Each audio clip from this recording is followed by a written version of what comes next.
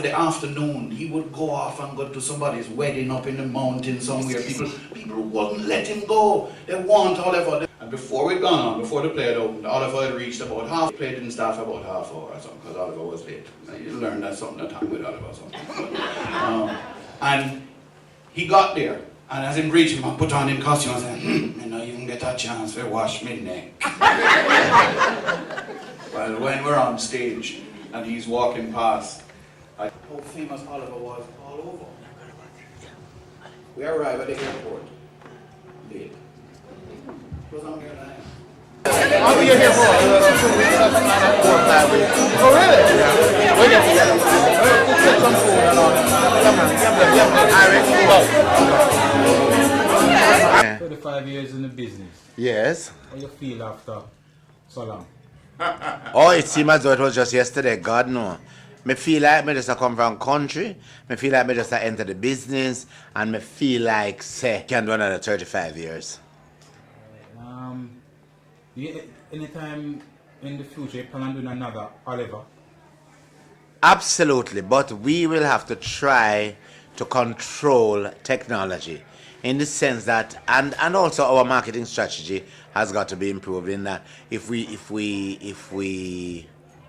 begin to air it in Jamaica, it is being aired into all ports where West Indians are simultaneously.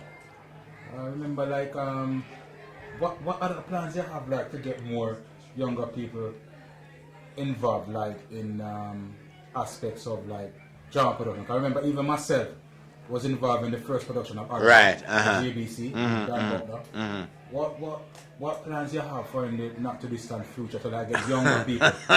Let me tell you something. Right, Jamaica, there are so many young people on stage, and I think that, as you know, Jamaica is so talented that them have so many young people, and the School of Drama is there that we could use as one of our resource centers to get people from, because we have helped them with the exposure so that they can become real marketable, and you know, and go out there and deal with life in the world. Oliver, also, what has your experience in England in the drama circuit been like as compared back home? Let me tell you something. England is in England I have a very receptive audience. It is just as warm as in Jamaica. Believe me, I've said that to people.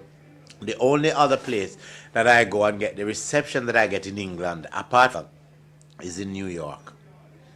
Them just alive and just like anxious they just anticipate what them expectations. Would you ever like to see more of Oliver productions on British television, mainstream British television? Oh yeah, I'd love that. But I'm not a stranger to British television. You know, I've done quite a number of stuff with them. I've worked with Lenny Henry for the BBC.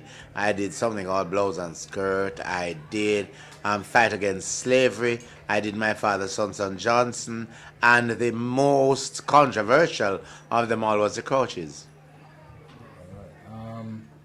Where you find yourself another 10